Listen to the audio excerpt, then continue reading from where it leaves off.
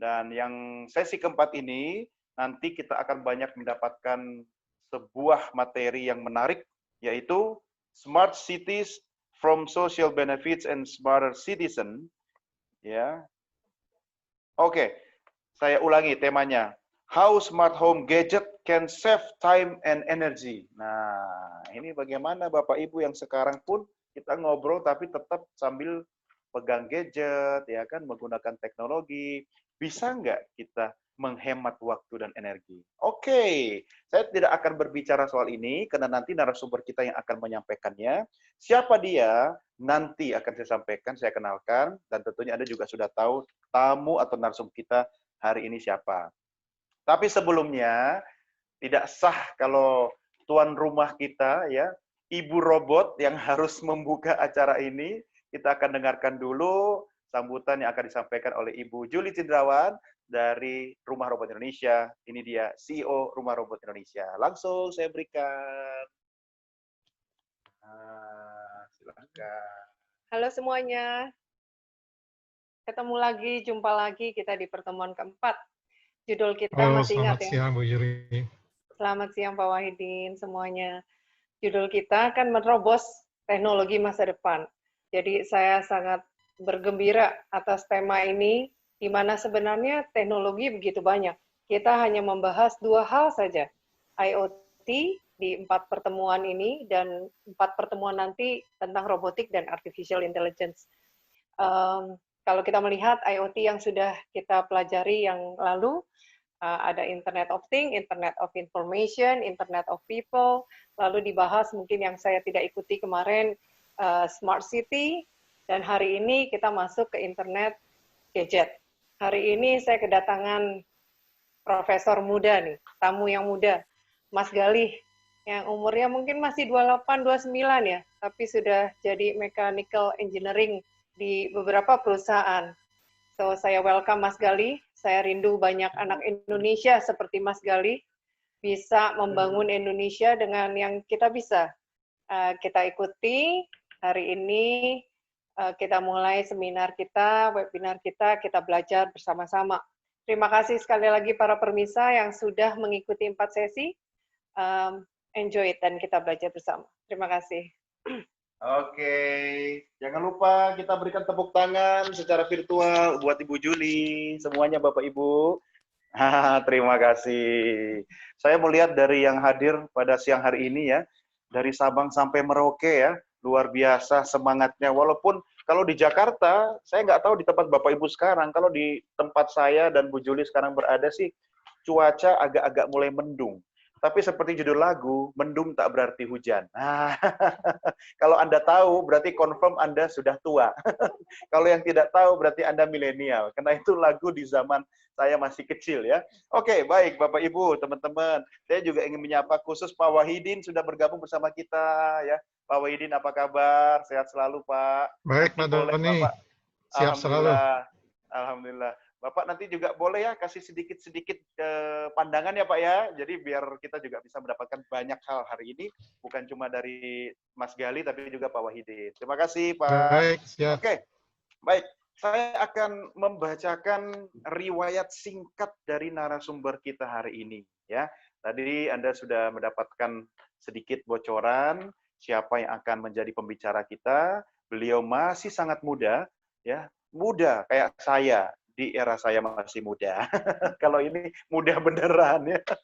Namanya Galih Gibrani Saman, luar biasa.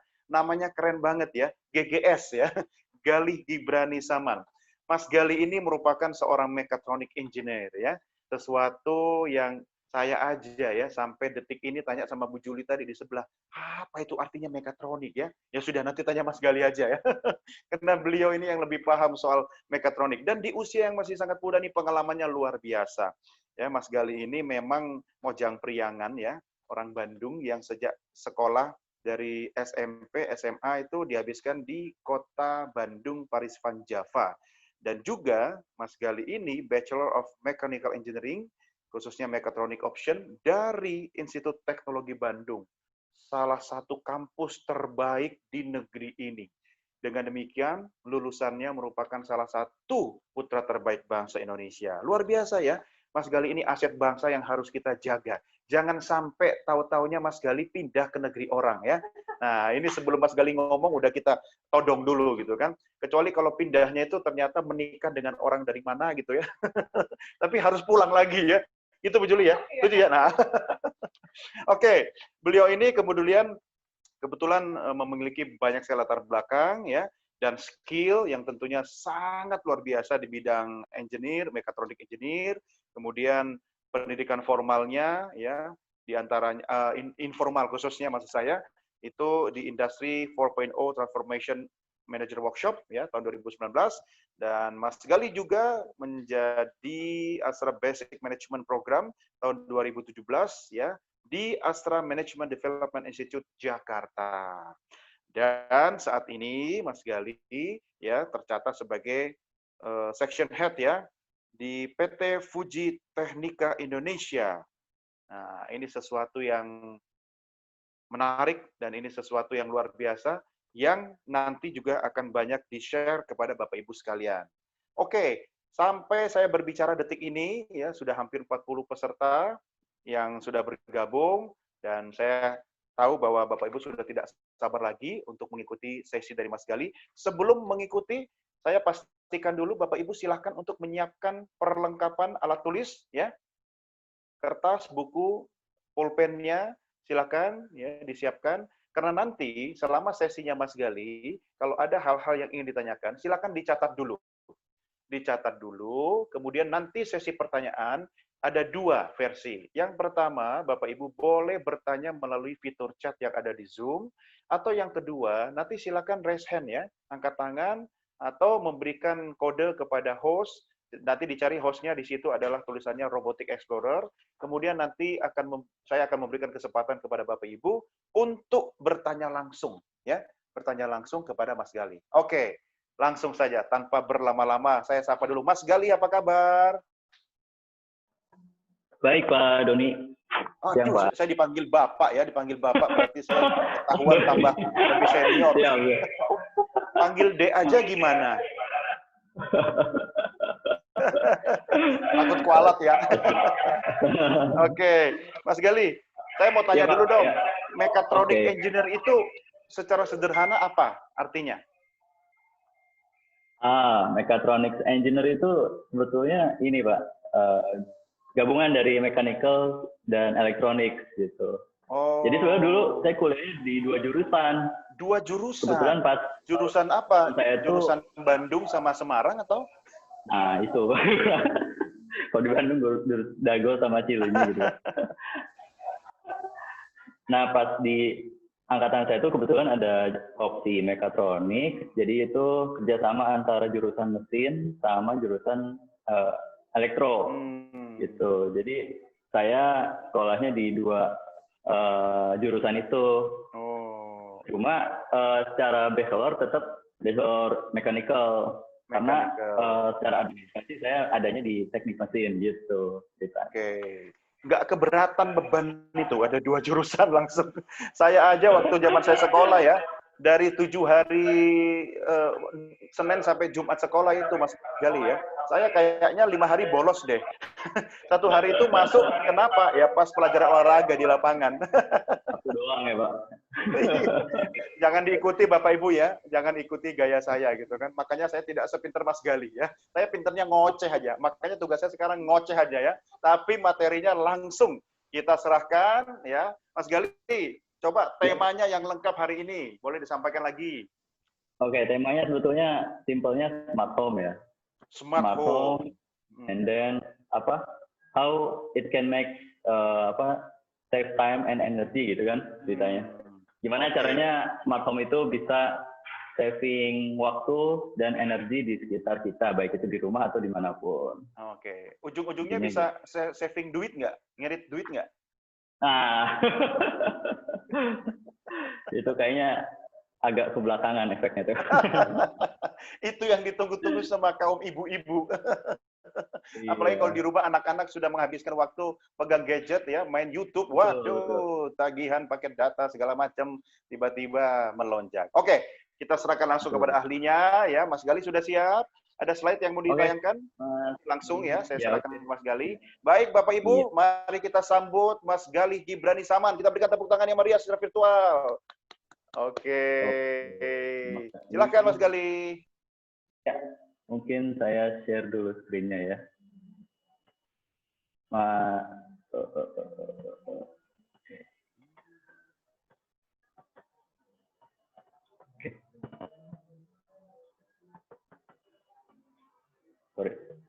Oke, selamat siang Bapak Ibu semuanya.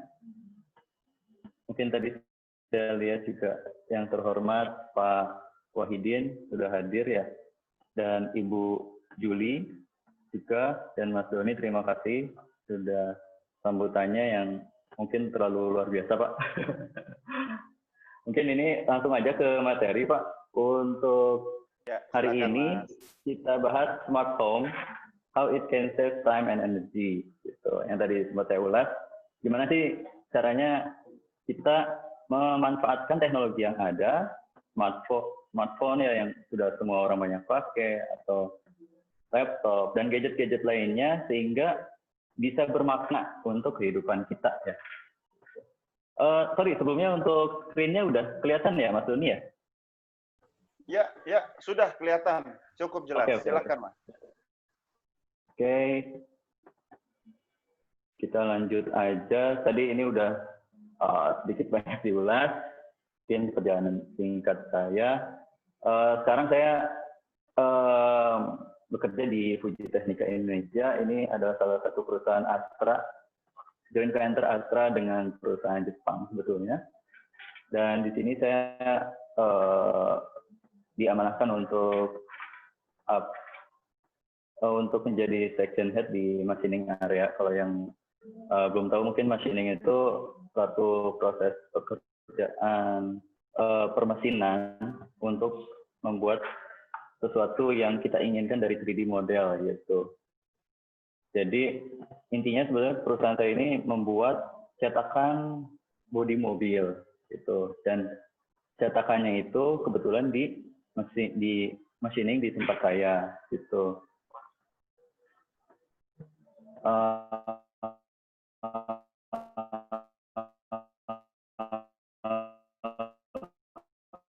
Kurang lebih seperti itu untuk riwayat hidup. Lalu saya sempat ikut Industri 4.0 Transformation Workshop. Ini yang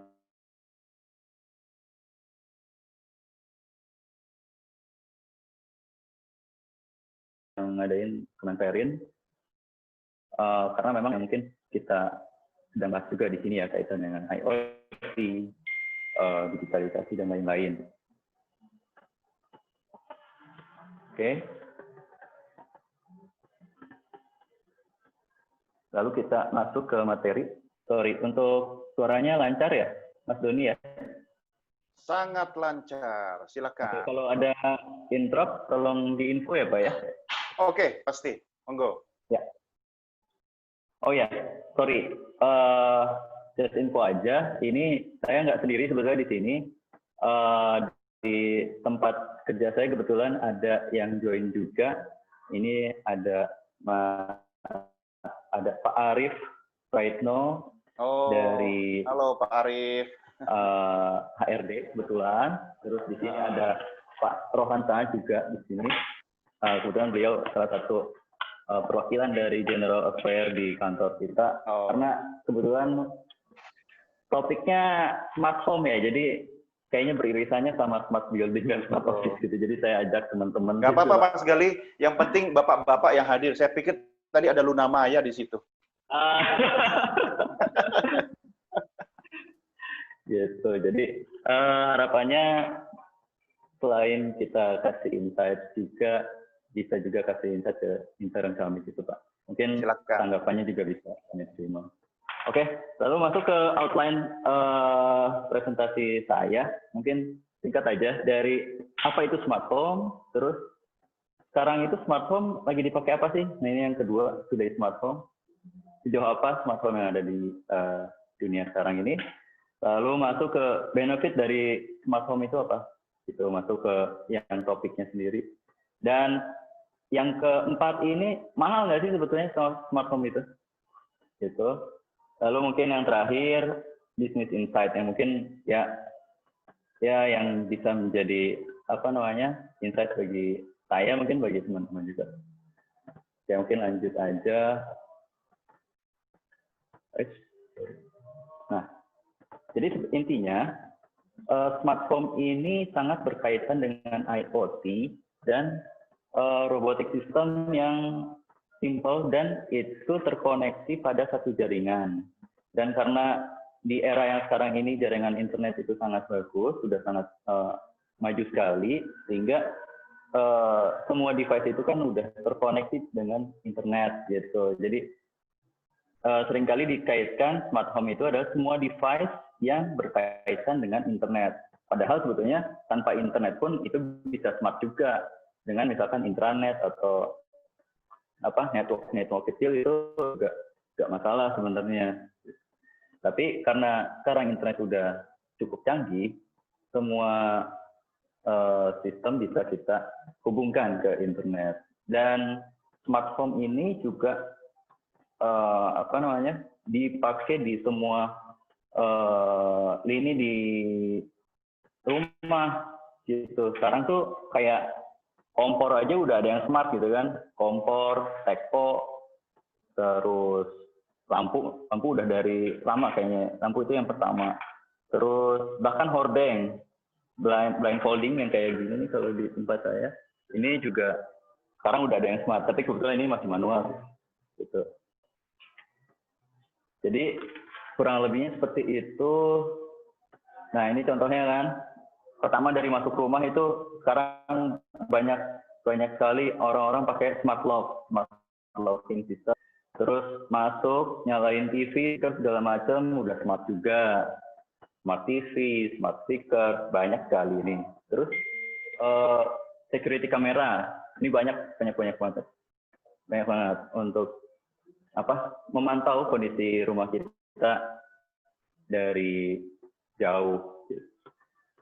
Terus yang ini ada blindfolding, tadi saya cerita, hordeng ya kalau di bahasa di Sunda. Lalu mungkin ada termostat. Termostat ini sebetulnya sistem temperatur, dia menjaga temperatur yang kita inginkan. Dan mungkin di sini ada lampu appliance, kitchen appliance. Di sini ada kayak kompor, terus mesin cuci segala macam itu masuk ke network semua, terus irigasi apa perairan, pengairan segala macam itu juga banyak sebenarnya device-device yang bisa kita adopt untuk dijadikan smart home di tempat kita. Gitu. Karena smart home ini nggak mengikat ada di rumah aja, rumah, apartemen juga kan bisa. Bahkan office juga, smart office juga banyak sekarang yang udah implement beberapa tempat. Nah, sebenarnya gimana sih kerjanya itu tuh si smart home itu? Intinya sama kayak device-device pada umumnya, terbagi dari 3, sensing, processing, dan aktuator. Jadi sensing itu yang ngerasain apa itu voice, dari misalkan voice, terus temperatur, pergerakan, atau bisa jadi remote juga itu salah satu dari sensing. Jadi misalkan kita masuk rumah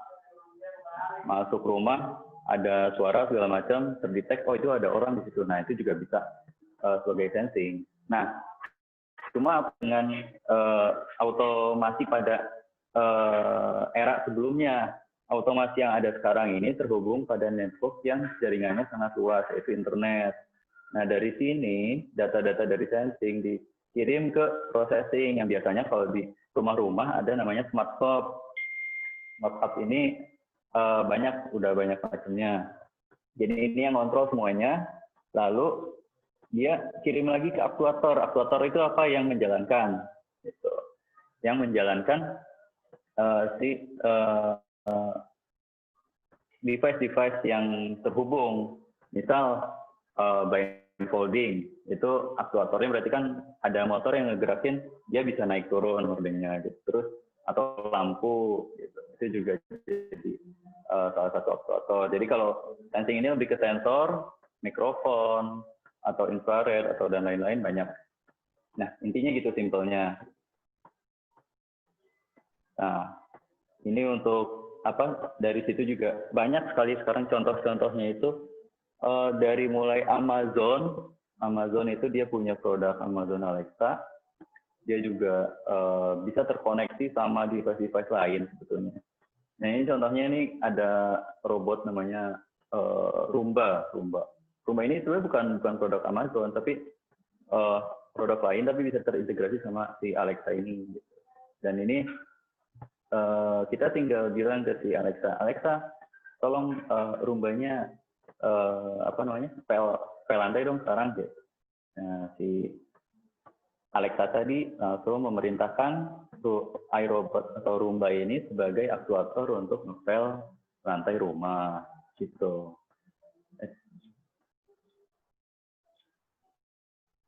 Nah, terus ada Google Nest, ini juga sama, Smart Home juga, ini juga bisa terkoneksi.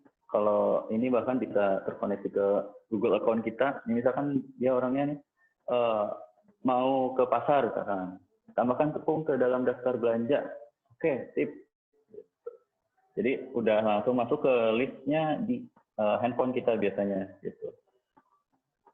Nah, Samsung juga punya sendiri produk-produknya dari mulai TV, mobile ini handphone ya banyak yang kita sering pakai. Terus speaker, terus AC juga kan banyak gitu.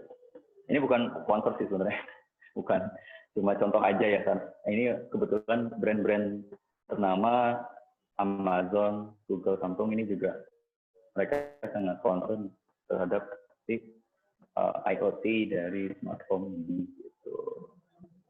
Nah, sebetulnya siapa sih yang butuh ketiga di atas atau smart home yang saya sebutin di atas tadi kan sebetulnya kadang untuk zamannya sekarang, zamannya transisi ya dari manuali ke otomasi itu, wah seperti terkesan kayaknya itu nice to have deh, gitu kan. Masih banyak orang yang seperti memang gitu. Karena pada dasarnya kita juga merasa masih memungkinkan untuk melakukan sesuatu tadi gitu, seperti nyalain lampu gitu kan, masih bisa pakai saklar gitu, nggak mesti nyuruh device untuk nyalain lampu gitu. Jadi tergantung. Jadi siapa sih sebenarnya yang sangat-sangat membutuhkan di zaman pada sekarang ini? Nah ini saya mungkin kasih contohnya 2 aja. Sebetulnya mungkin banyak yang bisa pakai juga. Tapi mungkin yang sangat membutuhkan misalkan gini, housewife gitu ya. Misalkan dia harus jaga anak juga, tapi kan kadang-kadang sekarang ibu-ibu sekarang tuh kayak punya bisnis kecil gitu kan di rumah gitu kan, kayak bikin kue atau jualan baju atau bikin baju.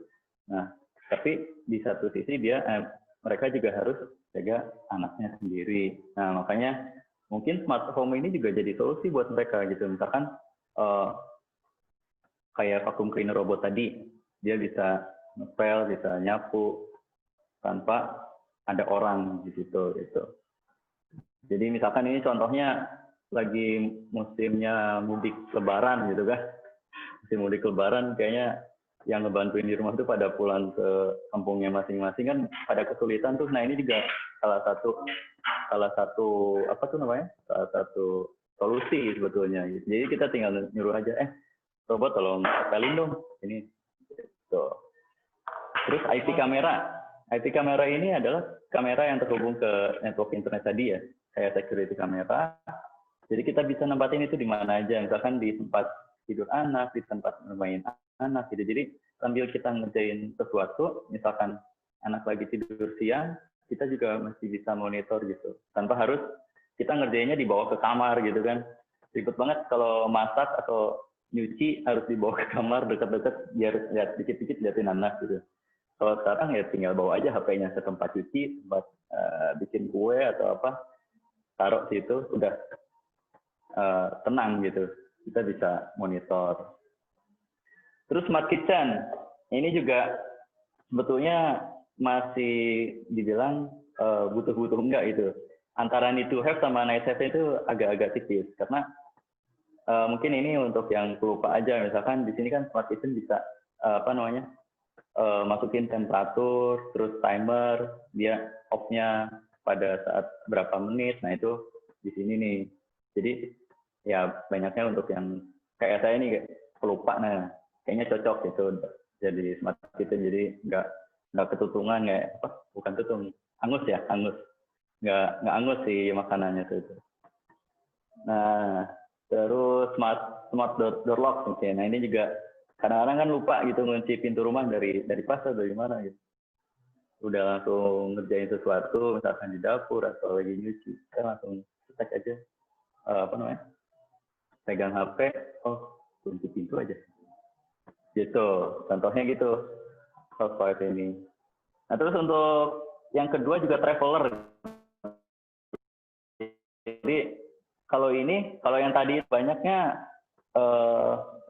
yang memang melakukan aktivitasnya banyaknya di rumah. Nah tapi kalau yang kedua ini memang rumahnya itu sengaja ditinggal ya, nggak ditempatin. Nah mereka tuh mungkin dengan zaman yang sekarang mungkin banyak yang travel, tapi mungkin karena COVID sekarang mungkin agak sedikit menurun, banyaknya yang di atas ini. Cuma mungkin kalau COVID udah selesai, banyak lagi nih yang kayak traveler mungkin kayak milenial gitu kan, kayaknya banyaknya kerjanya pengennya di luar atau di mana. Nah ini kan mereka kalau punya unit rumah atau apartemen yang ditinggalin kan merasa was-was juga gitu ya. Nah, makanya kadang-kadang kita butuh IP kamera juga. Masih aman nggak nih rumah nih? Terus termostat juga. Ini perlu juga, misalkan tiba-tiba ada suhu yang melonjak, ini ada sesuatu nih, ada kebakaran atau apa, bisa dilacak lebih dulu gitu. Dan terus smart security system, sebetulnya ini berkaitan nih antara IP kamera sama termostat gitu. Jadi antara security sama fire system atau termostat, kalau di luar mungkin bisa langsung integrasi ke misalkan ke pemadam kebakaran atau ke polisi dan lain-lain. Tapi ya ini mungkin di kita belum ada. Nah, gitu mungkin. Nah, jadi sebetulnya dua ini mungkin yang baru membutuhkan dalam era-era yang sekarang. Gitu. Nah, sebetulnya benefitnya apa sih? Kan dari tadi kita ngomongnya kayaknya nice to have banget gitu kan. Nyalain lampu pakai tangan juga bisa gitu. Nah sebetulnya ini sangat berkaitan jika hal itu sangat rutin kita kerjakan. Jadi kerjaan yang mungkin bisa dibilang PR ya gitu ya. Nyalain lampu tiap pagi, terus besoknya nyalain lagi gitu kan. Kadang-kadang udah siang lupa lampunya dimatiin. Kadang-kadang saya juga kayak gitu. Orangnya pelupa gitu kan. Udah siang lampu masih nyala aja. Nah ini mungkin bisa gitu jadi solusi karena udah ada timer, udah di situ ada jam segala, kita bisa set kapan lampu itu nyala, kapan lampu itu mati, atau bahkan sekarang udah ada sensor cahaya, jadi kita tinggal atur pada kondisi cahaya seperti apa lampu itu harus nyala. Misalkan lampu luar nih, lampu luar rumah, nah itu bisa gitu. Jadi dia mereduce routine work gitu, activity yang rutin, yang kleros gitu. Jadi kita bisa mengerjakan hal-hal lain di rumah itu yang lebih esensial lagi gitu. Jadi ini balik lagi ke yang tadi, yang ibu rumah tangga tadi, yang mungkin punya bisnis sendiri, punya kerjaan di rumah gitu. Atau sekarang kan lagi zaman-zamannya WFH ya, work from home. Nah mungkin ini juga, mungkin mereka yang udah lama tinggal di rumah, bisa jadi hal ini menjadi need to have bagi mereka gitu. Nah, yang kedua mungkin the next level of home is security. Jadi security-nya atau tingkat keamanan yang lebih tinggi lagi levelnya gitu. Yang tadi kita bilang smart home ini kan terhubung ke jaringan. Nah, jaringan ini kita bisa bisa lakukan integrasi misalkan ke jaringan pemadam kebakaran, ke polis atau lain-lain gitu. Jadi Makanya ini kita sebut next level, ya memang kondisi security-nya mungkin jauh lebih baik gitu. Nah, terus mungkin yang terakhir ini yang paling penting, tapi mungkin untuk beberapa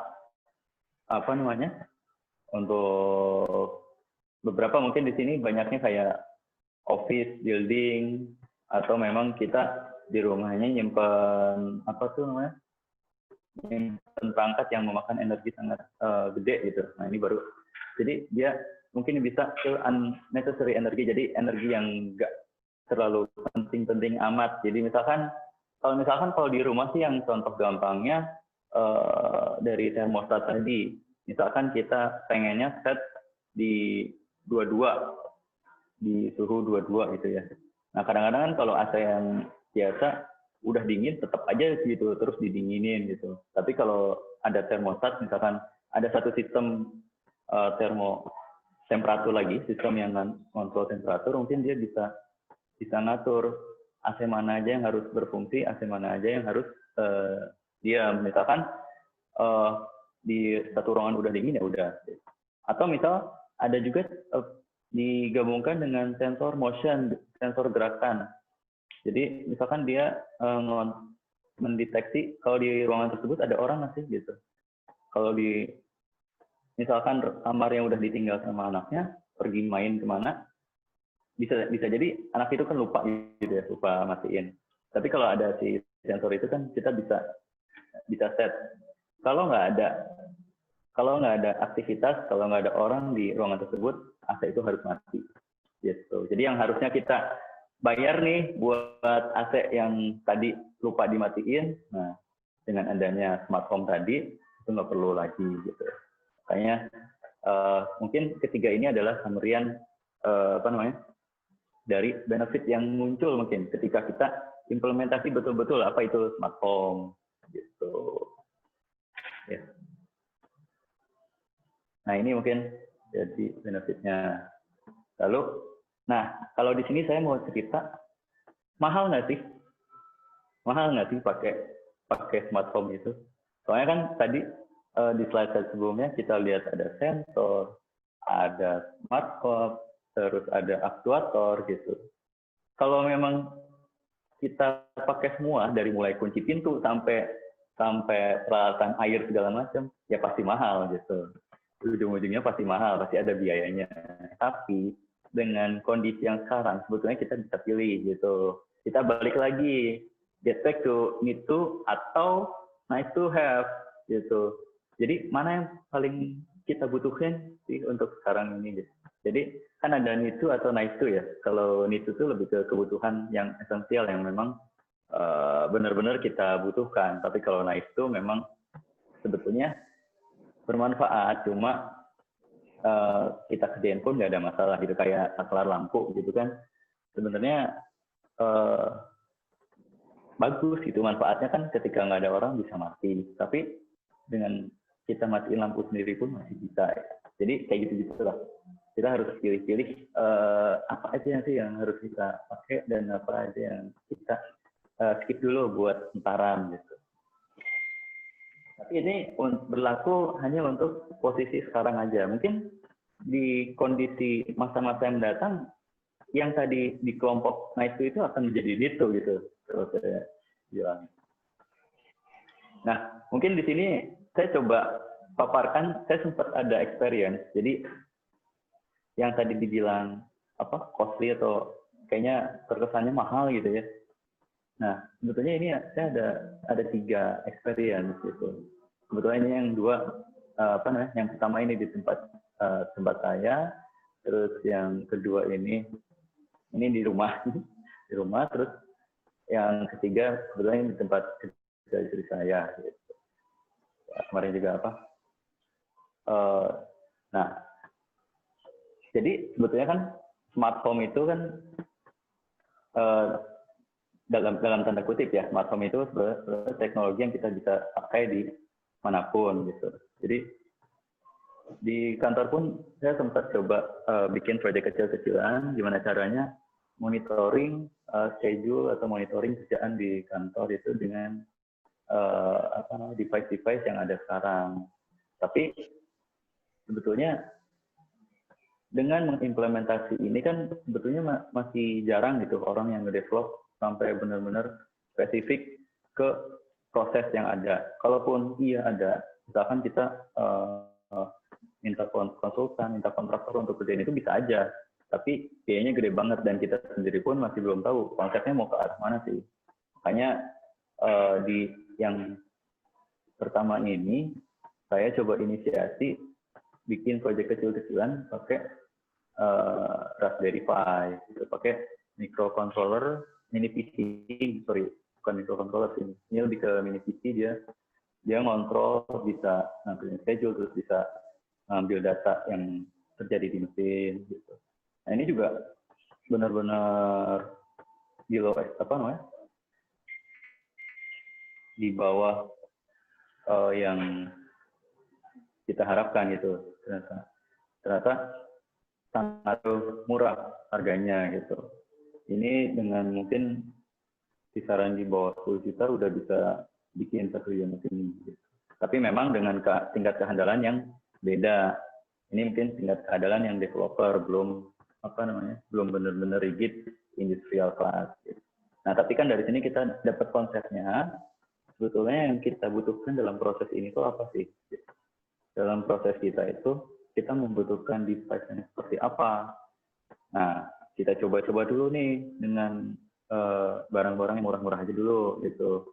Nah, udah dapat konsepnya, baru kan kita bisa godok lagi tuh si sistemnya, baru kita bisa kasih ke konsultan atau ke kontraktor yang memang lebih berpengalaman terhadap itu gitu. Jadi mereka pun dibantuin mikirnya, sehingga kan cost per day-nya kan bisa turun juga gitu. Jadi ujung-ujungnya ke duit juga sebetulnya gitu.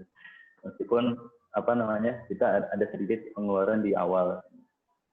Nah, yang kedua ini saya pasang di rumah. Jadi saya pun nih saya tahu A, B, C, D sampai Z gitu. Kita pakai A sampai Z di rumah pasang semua enggak.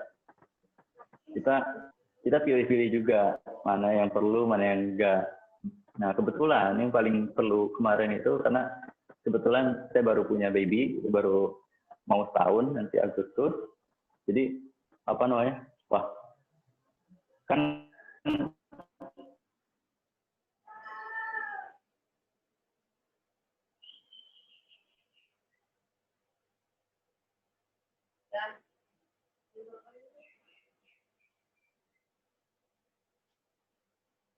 nah, saya pasang nih kamera. Nah, kebetulan kameranya juga kan nggak yang benar-benar fancy atau gimana. Saya juga cuma beli satu. Tapi saya beli kameranya itu yang 360. Sebenarnya kamera 360 ini bukan satu hal yang spesial. Dari dulu juga ada.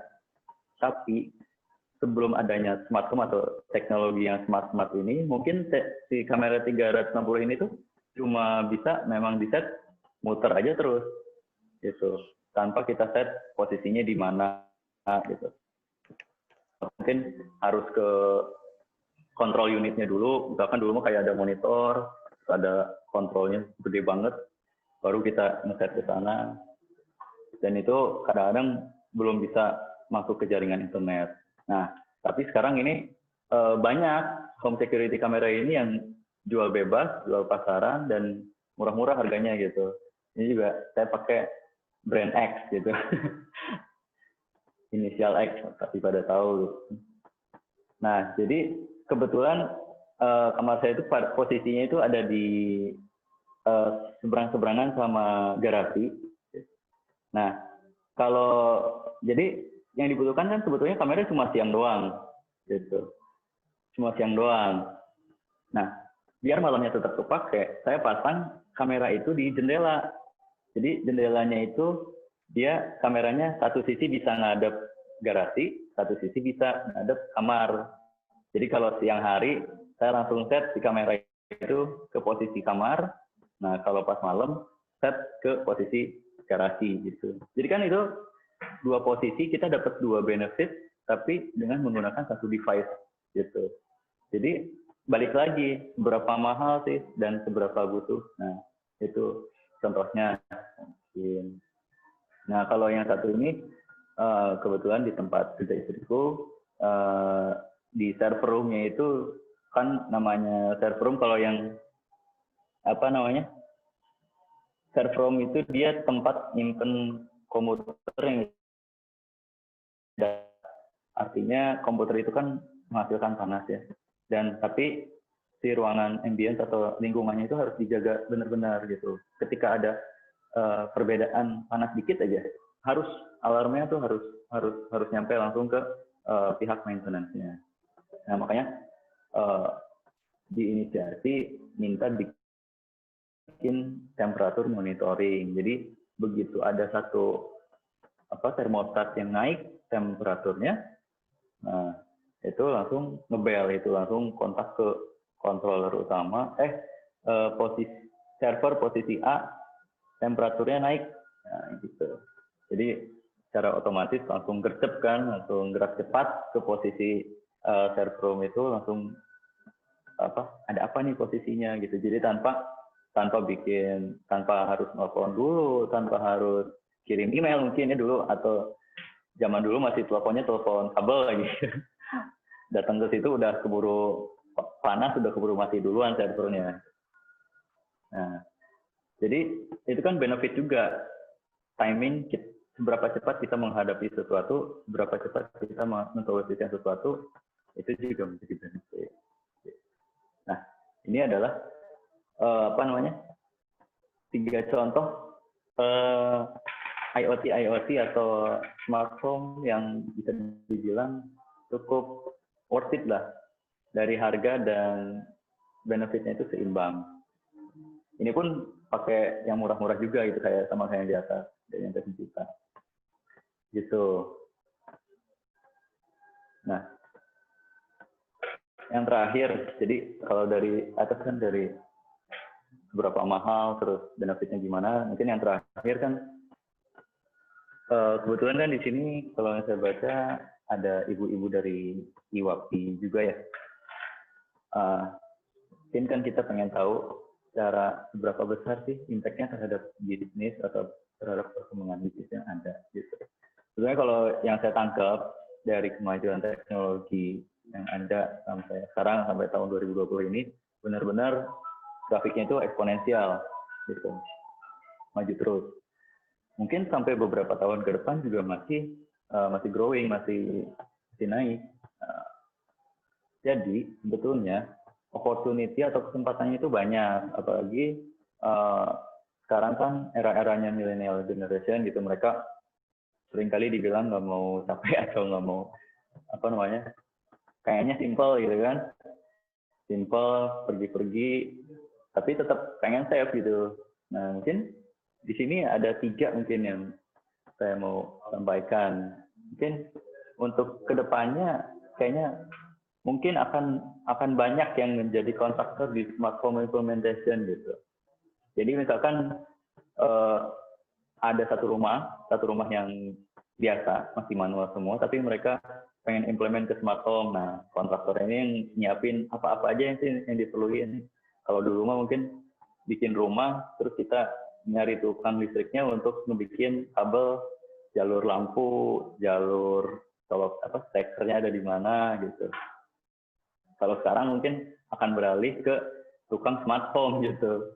Jadi smart home si kontraktor ini yang mungkin bisa mikirin, oh di sisi A ini perlu kamera yang seperti ini, di pintu yang sebelah sini harus ada sensor gerak yang seperti ini. Nah, itu mungkin akan menjadi model bisnis di era-era berikutnya. Terus mungkin yang kedua adalah bisnis yang merging atau nempel sama property developer, misalkan developer rumah, developer apartemen, itu kan sekarang banyak banget tuh. Nah, mungkin si kontraktor ini bisa nyediain smart home-nya gitu. Maksudnya menyediakan ini mungkin bisa jadi dia itu bikin sendiri atau pakai produk yang ada, karena sekarang udah banyak banget gitu. bisa pilih juga dari yang paling murah sampai yang mahal sekalian juga ada. Nah, ini juga si kontraktor ini bisa juga merging ke si property developer gitu. Jadi buat bikin rumah baru, misalkan komplek baru nih, nah jualannya kan lebih kenceng lagi buat milenial. Ini udah implement smart home, jendelanya bisa naik turun sendiri, bisa terus lampunya bisa mati, bisa nyala begitu kita masuk rumah, begitu keluar langsung otomatis mati sendiri. Nah itu kan bisa jadi ajang buat jualan juga sebetulnya smart home di new house developer gitu. Dan ini pun nggak terbatas hanya untuk rumah atau apartemen aja gitu. Bahkan office building pun bisa gitu. Office building tuh juga bisa pakai teknologi ini. Kan kadang-kadang namanya karyawan kan nggak ngerasa ini bukan rumahnya sendiri kan. Pulang-pulang aja, AC tinggal nyala, pulang aja gitu kan. Oh yang bayar juga perusahaan, tapi kan nggak gitu. Itu kan tetap kos. Kalau AC nyala semalaman kan lumayan, berapa gitu kan energi yang kebuang. Nah, di smart home ini juga kan bisa diimplement ke office, baik itu new building atau building yang udah ada. Kebetulan kemarin juga saya sempat ikut di workshop itu kan, di workshop yang tahun kemarin, kebetulan yang adanya Kemenperin, itu ada beberapa contoh perusahaan yang memang udah implement smart home.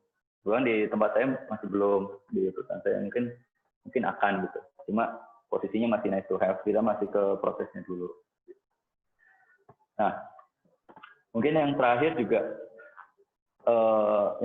selain itu menjadi kita sebagai kontraktor, apa kalau yang dua di atas kan kita sebagai kontraktor yang menjual smart home.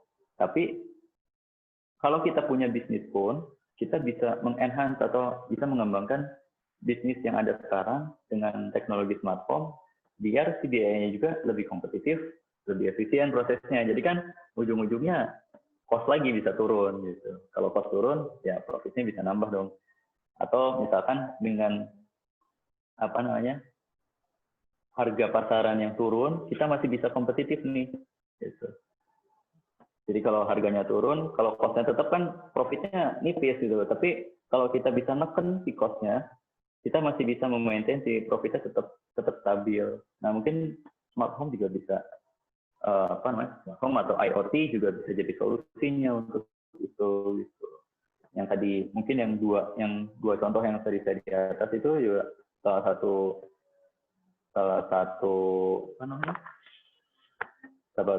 solusi yang murah juga sih. Banyak device-device yang bisa kita pakai. Oke, mungkin itu yang mengakhiri sesi saya, itu dari sisi Business Insight gitu Pak. Mas Doni, gimana? Oke. Oke. Siap, terima kasih Mas Gali. Saya sampai mencatat banyak ini dan menyimak. Ternyata kita hidup di era yang serba smart ya, sampai home pun harus smart. Cuma pertanyaannya Mas Gali, apakah dengan smart home tadi sudah dibarengi dengan smart user? Nah, ini gimana kalau menurut Anda biar home-nya udah pinter nih, tapi kalau usernya belum pinter, apa yang harus dilakukan nih? Itu dia.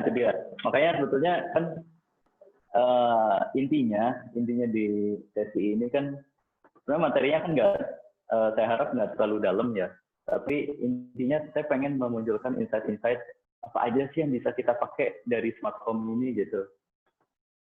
Dan apa aja yang kita bisa pilih dari sebegitu banyak produk smart home atau device teknologi yang ada sekarang, kita bisa pilih apa aja sih yang benar-benar impact besar terhadap kehidupan kita sehari-hari. Nah, itu. Opsinya itu bebas ya, disesuaikan dengan kebutuhan kita sendiri ya. Betul. Jadi smart user itu kan artinya dia smart dalam memilih kebutuhan ya, Mas ya. Oh iya. Jangan hanya karena ingin mengikuti tren, gaya, semua dipakai tapi nggak ngerti fiturnya, akhirnya nggak maksimal begitu ya, Mas? Iya, itu dia. Itu makanya saya di sini lebih ke need to atau nice to gitu. Kita balik lagi deh ke pertanyaannya gitu. Itu atau nice to yang pengen kita dapat. Oke, baik. Gitu, Mas. Mas Gali, saya sudah mencatat beberapa hal yang akan saya tanyakan, tapi tidak adil loh kalau masa saya melulu yang tanya, kan? Bapak Ibu peserta di sini sudah banyak yang ingin bertanya. Nah, sebelum saya menyerahkan kepada peserta, saya mau minta komentarnya Pak Wahidin dulu ya, Mas Gali ya. Nanti bisa berkolaborasi ya. Pak Wahidin, halo. Sudah bergabung siap. Pak Wahidin, kasih komen dong. Tadi menarik banget yang disampaikan oleh juniornya Pak Wahidin nih, generasi milenial nih. Mas Gali, silakan Pak. Apa kabar Pak Gali? Halo, Mas baik, Gali Pak. ya, saya. Mesti. Ya. Baik, ini salam kenal Pak. Baru ketemu di sini. Ya, senang sekali mendengarkan paparan Anda. Saya ada sedikit pertanyaan saja, karena ini kan forum ini banyak dihadiri oleh teman-teman dari pendidikan ya. Ada guru, ada dosen, begitu ya, peneliti.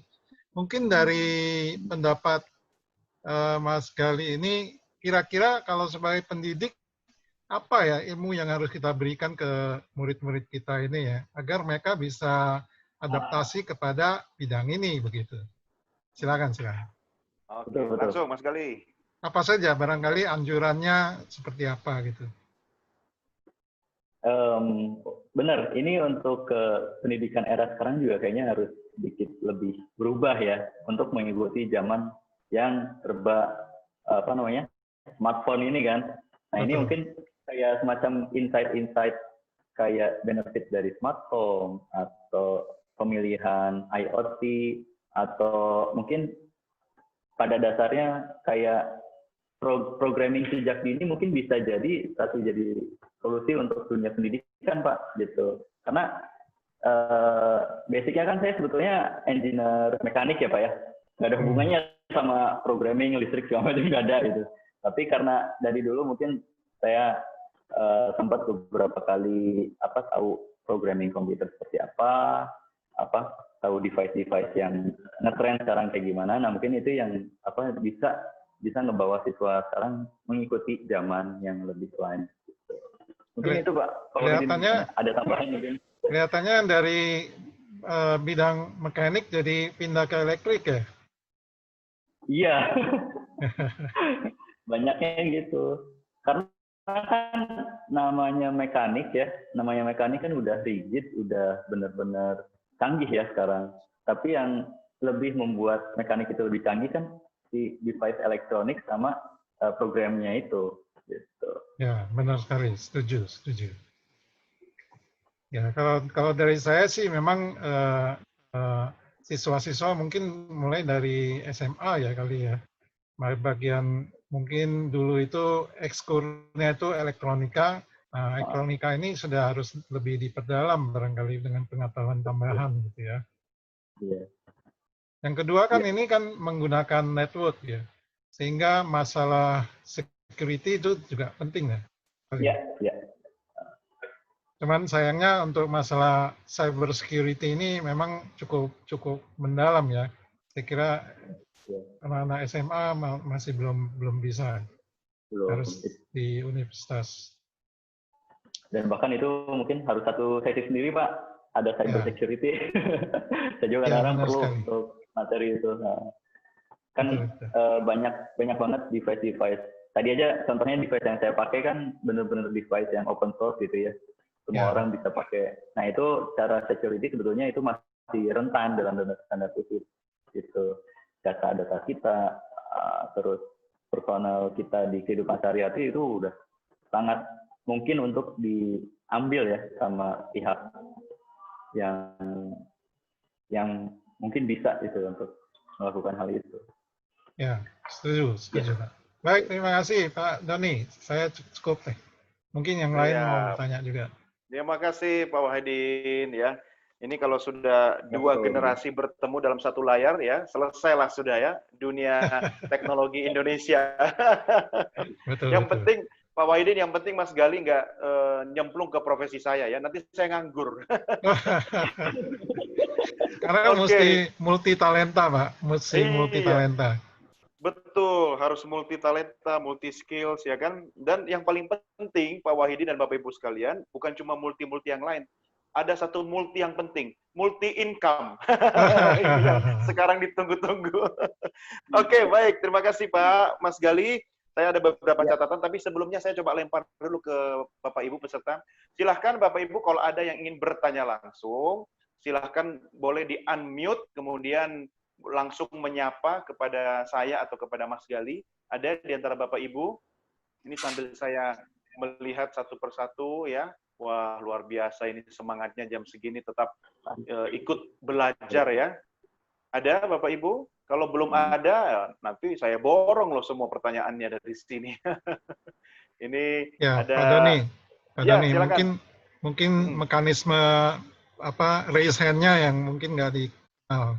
Jadi raise Iya, hand itu bisa diambil dari icon di bagian bawah layar Anda, partisipan, diklik.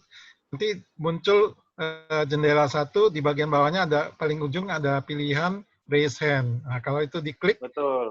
maka nanti di layarnya Pak Doni akan muncul tangan untuk menyatakan saya mau Iya, tanya gitu. Maksudnya begitu. betul. Itu caranya. Baik Pak, terima kasih. Tadi soalnya tangannya Pak Wahidin udah muncul. Saya lagi menunggu tangan-tangan yang lain. Silahkan, kalau sungkan untuk raise hand, boleh untuk menuliskan di chat, ya kan, nanti saya bisa bacakan, ya. Oke, wah Bapak Ibu dari Sekolah Angkasa banyak ya, baik yang di Halim ataupun yang di luar Jakarta, ya. Ada dari Saumlaki, ya, ibu-ibu, wah dari sesi awal saya sering melihat ibu-ibu apa kabar, yang dari Saumlaki, waduh semangatnya luar biasa ya. Terima kasih. Nah, mana yang muda-muda ini? Oke, ada yang mau bertanya atau memberikan komentar? Pak Mirza, silakan Pak Mirza, boleh di-unmute sama dinyalakan kameranya. Silakan Pak. Ya, terima kasih Pak Doni. Ini maaf kameranya saya lagi pakai notebook, itu webcamnya nggak nyala, jadi harus pakai nggak apa-apa. eksternal. Tadi Saya nggak. pikir sudah nggak pakai baju Pak. Jadi apa namanya, HP-nya untuk ngerjain yang lain juga tadi agak Ya, parah. monggo langsung ke Mas Gali. Iya, terima kasih banyak. Presentasi yang menarik Mas Gali ya. Tadi saya nggak tahu ada termasuk apa belum, beberapa waktu yang lalu kita ada apa namanya seminar, itu ada istilah baru sekarang yang namanya low touch economy. Nah, ini gara-gara pandemi ini ke depan itu akan terbentuk yang namanya low touch economy. Apa tuh definisinya? Sekarang udah terlihat kan di mall-mall itu sekarang kita untuk naik lift nggak perlu pencet lagi atas bawahnya, itu cukup pakai kayak secara distance gitu, ada sensornya. Jadi IoT ini menurut saya tadi kan ada beberapa alasan kenapa IoT ini pantas untuk diterapkan sekarang. Ini untuk ibu-ibu, bapak-bapak yang ada di sini sekarang ya. Nah sekarang justru dipercepat karena adanya pandemi itu dengan low touch ekonomi tadi. Jadi kayak smart home ya. Kalau dulu itu tadi mungkin salah satunya yang paling jadi alasan adalah untuk saving energy misalnya ya, itu alasan utama, tinggal investmentnya dibandingin savingnya itu sepadan apa enggak.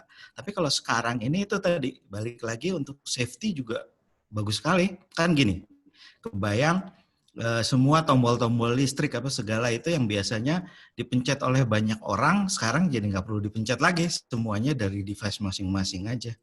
Dari gadgetnya gitu kan bisa di on off kan. Jadi di era low touch economy ini nanti sama kayak komentar saya waktu Smart City kemarin ini juga yang dulunya nice to have itu sekarang ya jadi seperti kewajiban gitu. Nah ini mungkin tambahan insight ya, pentingnya IoT ini ke depan juga smart home ya, smart city akan dipercepat dengan adanya pandemi ini. Itu sih inputan dari sana Pak Doni. Ini saya yang kemarin maaf ini menggantikan jadi moderator backup. Saya malah terima kasih sudah di backupin sama Pak Mirza ya.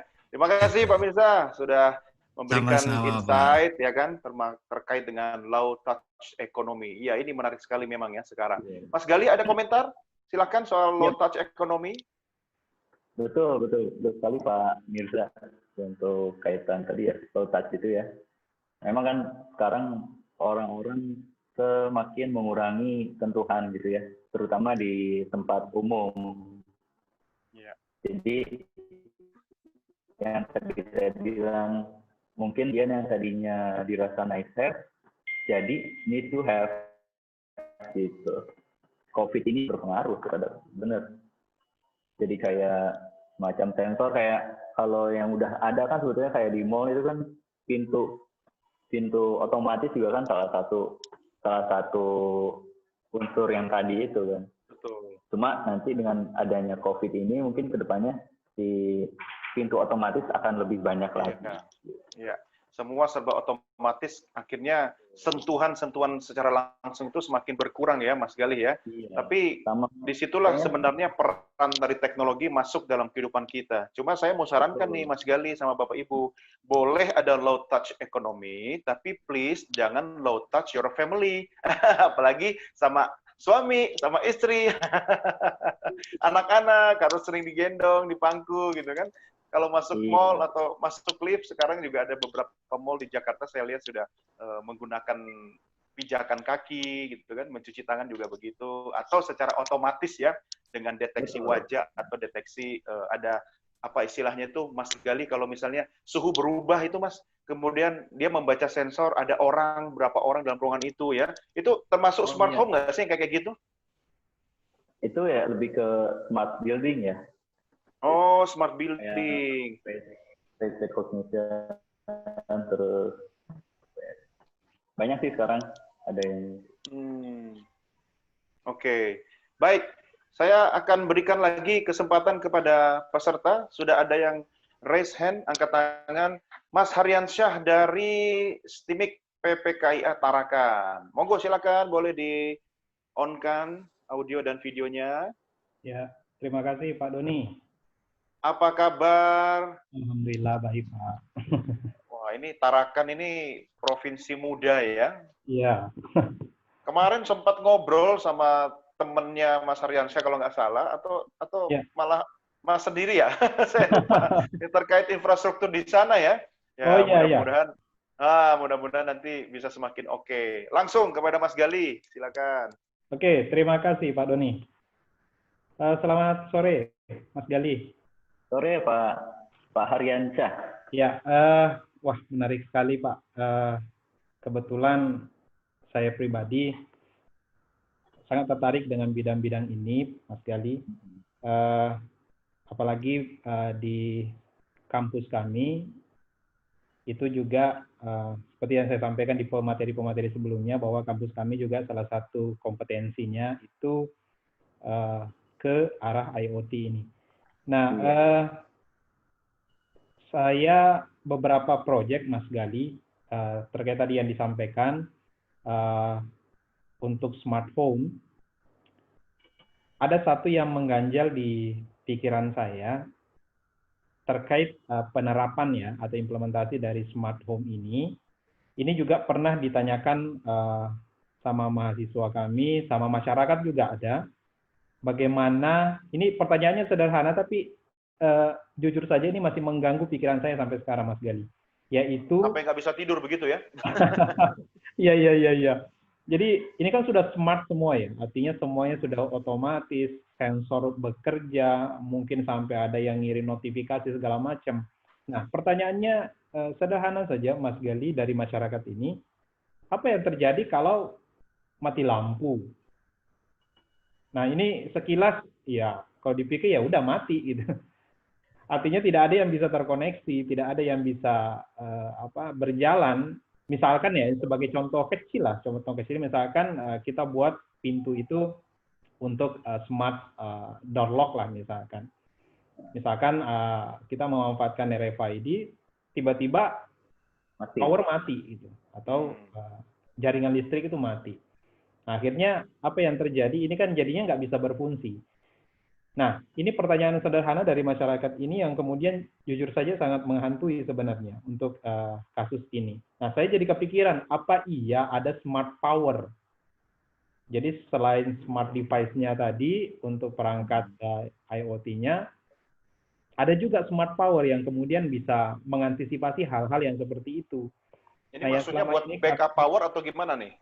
Nah, mungkin backup mungkin pasti Pak, tapi bagaimana ini bisa smart juga gitu. Mungkin pengalaman Mas Gali di sisi ini ada, mungkin bisa di-share ke kami.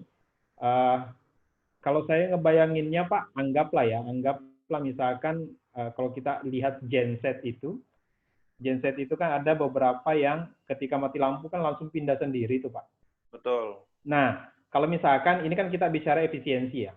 Kalau saya beli genset seperti itu di rumah kan saya kepikiran juga Mas Gali dengan harga yang segitu. Nah, mungkin ada model lain yang bisa diterapkan di sistem ini, implementasi smart home ini yang kemudian bisa mengcover itu. Nah, seperti kalau kita lihat tadi kan disampaikan penggunaan ESP8266 itu kan cuma 5 volt saja sumber daya menghidupkannya. Nah, menurut Mas Gali gimana nih, Mas Gali? Mungkin ada pengalaman khusus terkait masalah smart power lah, mungkin bisa saya sebut seperti itu. Terima kasih. Mungkin terima kasih. Ya, silakan Mas Gali langsung. Oke, makasih Pak Haryanto ya. Oke. Sebetulnya untuk power sendiri, kebetulan kalau secara experience saya belum pernah coba nyampe mati ya. Belum pernah ada namanya smart power yang masuk di experience saya gitu. Kebetulan kalau dulu sempat pabrik ini mati total ya udah kita nggak bisa ngapa-ngapain kan. Tapi yang namanya IoT ketika masuk ke rumah, ketika masuk ke instalasi yang cukup krusial di rumah, contohnya door lock, kunci pintu, itu kan nggak boleh kehilangan nggak boleh ketika dia mati dia sama sekali nggak bisa digerakin. Artinya harus ada interlocknya di situ antara kita mau bikin dia kebuka atau dia bikin si lock itu kunci gitu. Tapi yang harus ada sebetulnya adalah backup power untuk beberapa menit gitu kan. Jadi begitu listrik mati, nah si door lock itu masih bisa kita interlock. Apakah si pintu itu mau beneran kita kunci total atau kita buka dulu nih biar kita bisa keluar. Itu juga harus jadi pertimbangan ketika kita, kalau di sini kan mungkin konteksnya Mas Haryansyah ini adalah mendevelop satu device ya Pak ya? Ya. Nah, mungkin lebih ke arah situ Pak mindsetnya. Jadi ketika power mati, apa yang harus kita lakukan gitu? Apakah pertama harus ada backup power, terus yang kedua interlocknya. Jadi backup seperti itu yang harus jadi strategi backup. Tambahan sedikit Pak Doni boleh? Silakan Pak. Ya, terima kasih. Kebetulan saya dulu pernah nyoba Mas Gali, tapi ya kalau saya bilang mungkin tidak terlalu berhasil lah. Saya pernah melakukan switching. Jadi saya simulasikan seperti yang genset saya bilang tadi itu. Ketika listrik PLN-nya on, saya gunakan listrik PLN, tapi ketika sumber daya PLN itu mati, langsung saya switching ke baterai cadangan lah, atau power bank waktu itu yang saya pakai. Nah, tapi kondisinya ada jeda ya, artinya ketika ya mikronya sempat mati. Betul. Mikro itu bisa merusak peralatan elektronik nggak ya kalau kayak begitu ya? Nah, ada jeda. itu salah satunya Pak Doni. Termasuk lagi kalau misalkan ya namanya smart, misal ya kita menyimpan data di dalamnya atau ada proses data yang sedang diolah, itu kan bisa bermasalah. Nah, ini yang memang jadi pikiran saya sampai sekarang Mas Gali. Oke, smart switching itu sudah bisa berpindah otomatis, tapi di tengah-tengah ini ada jeda waktu untuk mati gitu. Akhirnya proses yang terjadi mungkin ada pengolahan data di dalamnya akhirnya hilang semua gitu. Iya. Silakan Ya, Mas Gali, ada komentar? Ya benar sih. Tetap yang namanya switching kan perlu ada, pasti ada jeda kan.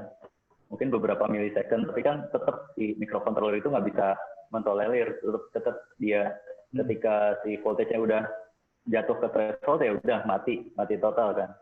Jadi harus nge-restart ulang gitu. Ya mungkin ya memang tetap sih kalau memang posisinya krusial itu ya tetap harus ada UPS, baterai atau segala macam yang harus ditambahkan. Nggak bisa kita benar-benar ngandelin switching itu ya kayaknya terlalu berat gitu.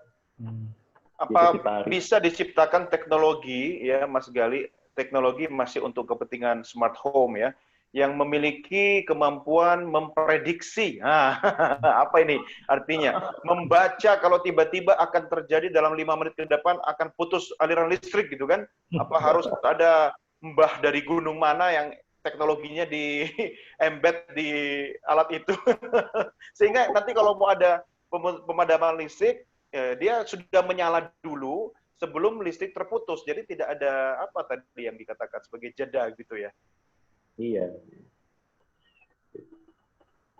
Kalau teknologi itu kayaknya kita harus bisa sih.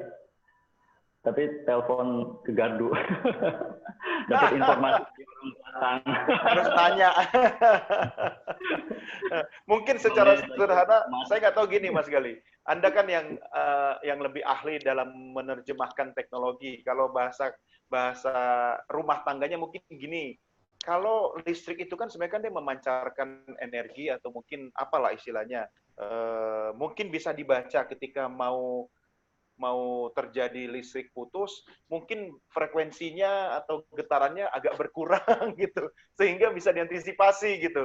Jadi seperti yang tadi ada komentar, mungkin perlu diciptakan semacam robot UPS gitu ya, tapi dia memprediksi. Pada dasarnya,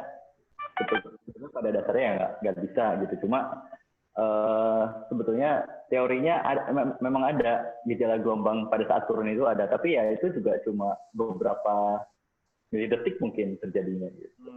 Nggak bisa, misalkan sejam lagi kita prediksi jam kemudian mau mati ya nggak bisa. Iya. Karena kebetulan PLN kita juga kadang-kadang naik turunnya itu fluktuatifnya sangat tinggi. Betul. Ya, bahkan di tempat saya aja itu bisa turun sekitar lebih dari 10% gitu. Oh. Jadi makanya beberapa device kita pakai stabilizer, karena kalau nggak gitu rusak semua. Rusak ya? Ada rusak, ya. Gitu. Iya. Nggak apa-apa sih kalau listrik masih naik turun katanya. Yang penting jangan perasaan kasih sayang yang naik turun katanya. Oke, sambil menunggu yang lain mungkin silahkan Bapak Ibu kalau Anda ingin langsung bertanya, boleh raise hand atau boleh chat ya di kolom untuk memberikan informasi kepada saya. Ini saya sambil meriksa buka satu persatu ya, apakah ada yang ingin bertanya. Nah, ini kalau kita melihat temanya ini smart homes ini sepertinya memang banyak kaum ibu yang sekarang sedang menyimak ya, Mas Gali ya. Apakah memang menurut Mas Gali teknologi untuk kepentingan home ya, rumah itu lebih diperuntukkan untuk memudahkan pekerjaan seorang ibu dibanding sebenarnya urusan bapak atau laki-laki gitu? Sebetulnya ini general ya, ini nggak hanya orang ibu yang bisa memanfaatkannya aja, cuma karena kebetulan kan kita topiknya smart home ya. Ya. Dalam tanda kutip topiknya smart home. Yang sering di rumah kan seringnya banyaknya ibu-ibu gitu. Iya, tapi sejak COVID Bapak Ibu semua di rumah. Kalau COVID gini kan jadinya semua orang merasakan gitu kebutuhannya masing-masing apa. Jadi nggak menutup hanya ibu-ibu aja nih yang perlu. Ya. Nah, kalau misalnya smart homes itu ternyata diterapkan di seluruh aspek kehidupan manusia di rumah ya, Mas Gali ya. Artinya kan dampaknya terhadap apa itu namanya? Manusia itu lebih sedikit bergerak. Dulu saya ingat ya, saya nggak tahu generasinya Mas Gali kan TV udah pakai remote ya. Waktu saya kecil dulu ya, saya sering diminta oleh kakek saya untuk tolong keraskan volume TV-nya. Nah, saya bergerak menuju pesawat televisi secara manual, saya mengeraskan. Karena dulu cuma ada satu TV kan, jadi TVRI, jadi tidak ada ganti channel gitu. Tapi ketika menyalakan dan mematikan televisi, nggak ada remote control. Sekarang Mas Gali, masuk rumah aja pagar terbuka sendiri, pintu terbuka sendiri ya, deteksi wajah kita. Kalau bukan penghuni ya kan dia nggak mau buka gitu kan. Lah saya kan pusing Mas. Tiba-tiba saya pulang dari dokter gigi gitu kan, Saya mau masuk rumah misalnya, open the door. Nah, ngomongnya kan agak gimana gitu kan, open the door gitu kan. Waduh, sampai istri di kamarnya nggak mau keluar, dikiranya ini bukan suaminya gitu. Oke, lupakan yang tadi ya. Saya mau berikan kesempatan kepada penanya. Sudah ada yang raise hand ini dari Mas AA ya. Saya berikan kesempatan. Mas AA kalau nggak salah di mana ya? Sebentar. Saya ingat minggu lalu sempat bertemu nih secara virtual juga. Mas AA, halo. Halo, ya, Mas Doni. Di mana posisi? Saya lupa. Di Politeknik Negeri Madura. Oh ya, di Madura. Iya, ya. Nama asli siapa? Saya lupa. Ahmad Arif Kurdianto. Itu AA disingkatan. Itu dia. Disingkat AA. Tapi nggak apa-apa dong dipanggil AA ya? Ya, memang panggilan saya di kampus begitu. Oke, siap. Silakan langsung ke Mas Gali. Ya. Ya.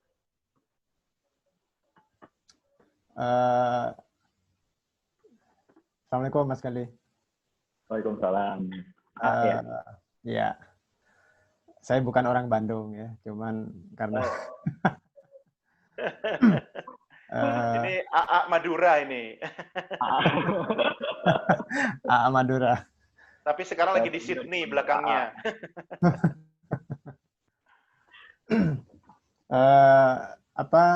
Saya ingin nanya ke Mas Gali, kebetulan background-nya beliau kan ada ada tentang pelatihan-pelatihan tentang yang sudah pengalaman begitu, mechanical behavior tadi seperti yang disebutkan, kemudian ada Astra Basic Management ya, AMD, kemudian Industrial for Transformation Manager dan seterusnya. Nah, perkenalkan Mas, saya itu kebetulan seperti apa yang disampaikan oleh Pak Wahidin, kebetulan saya ada di akademisi begitu.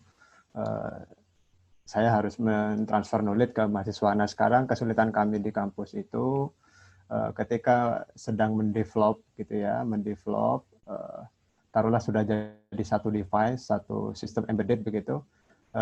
Namun kesulitannya yang ada adalah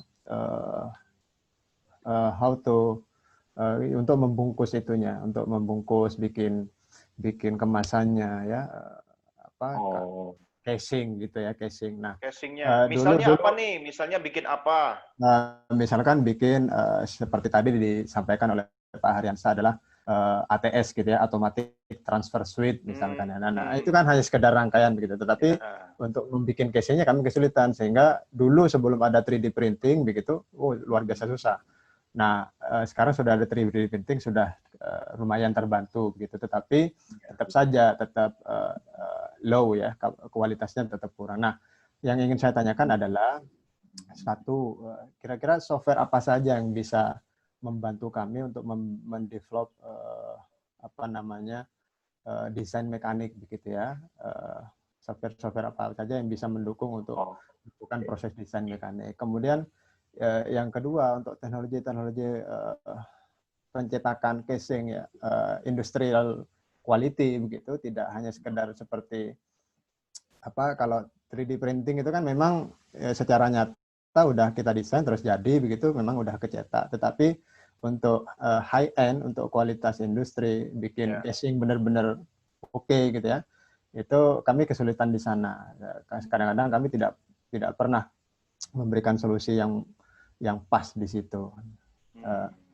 Gitu ya. Terus kalau memang ada software begitu ya yang bisa kami pelajari, terus kira-kira di tempatnya Mas Gali itu atau mungkin ada referensi dari Mas Gali, kira-kira nyetaknya di mana begitu untuk produksi itu gitu ya, sehingga nanti tugas-tugas yang dihasilkan atau sistem-sistem yang sudah dihasilkan oleh mahasiswa itu tidak berhenti di situ saja ya, tanda petik bahasa kasarnya tidak nyampah gitu, artinya biar memang benar-benar kualitas bisa dipakai gitu. Iya, itu yang penting kan, bisa dipakai oleh mahasiswa itu sendiri, bahkan itu jadi teknologi tepat guna untuk masyarakat kan. Betul. Iya. Terus sharing juga tadi saya sempat dengar dari pertanyaannya Mas Haryansa ya. Salam kenal Mas Hari ya, kita sama-sama akademisi gitu ya. Kalau seperti itu memang dulu pernah ada mahasiswa di sini di kampus saya garap seperti itu. Jeda yang seperti itu memang penting untuk disikapi karena perangkat elektronik kan tidak boleh mati. Ya. Kalau mati ya semua algoritma kita tanam di dalamnya tidak bisa difungsikan. Nah, sistem kerjanya bisa di backup pertama untuk beberapa menit menggunakan power bank gitu ya. Power bank itu bisa baterai yang luar biasa besar, 140 Ah dan seterusnya. Nah, yang simple yang sering kita jumpai adalah UPS ya. Jadi ketika kita tanam UPS maka komputer kita tidak pernah mati. Nah, UPS itu kita bisa gunakan untuk backup rangkaian kita, sementara generator masih dinyalakan gitu ya, masih butuh waktu untuk dinyalakan sehingga semua masih bisa terbackup. 220 volt dalam hal ini masih bisa terbackup. Itu yang bisa kami sharingkan di situ. Terima kasih. Oke. Siap. Terima kasih Mas Doni. Terima kasih. Langsung dikomentarin Mas Gali, silakan. Oke, terima kasih Mas Aak ya. Udah dibantu juga tadi posisi pertanyaan yang tadi yang kaitan UPS dan power bank itu memang mungkin solusi yang yang harus diterapkan dalam sistem smart home yang mungkin krusial dalam di rumahnya ya, door lock dan lain-lain. Yeah. Gitu. Dan mungkin cara rangkaian elektrik juga bisa dikonsultasikan ke bisa dicari lagi literasinya seperti apa rangkaian dari power utama ke power bank dan ke UPS kan itu bisa jadi bisa jadi satu pembahasan tersendiri. Oke, masuk ke yang tadi ya, pertanyaannya mungkin untuk pembuatan casing ya Mas Aak ya. Jadi kayaknya casing ini developer sistem developer bikin alat-alat device gitu ya. Terus bikin casingnya ya. Memang banyak sih namanya software 3D juga banyak ya. Kebetulan saya juga di pabrik cetakan itu, jadi mau sekalian jualan aja. Enggak.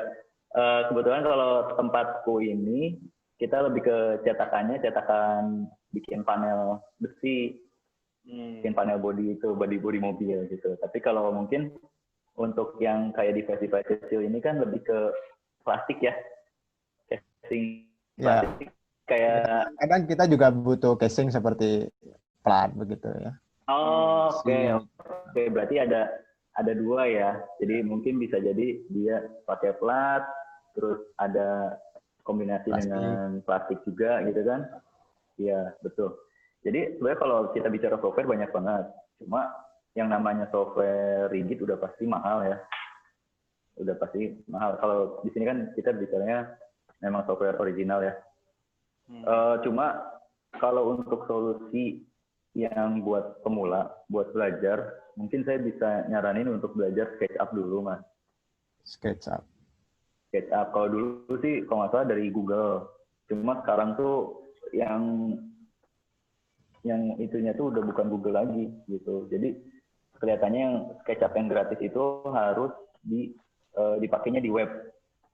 Kalau mau gratis. Online gitu ya? Online gitu, pakai Google Chrome atau apa mungkin bisa.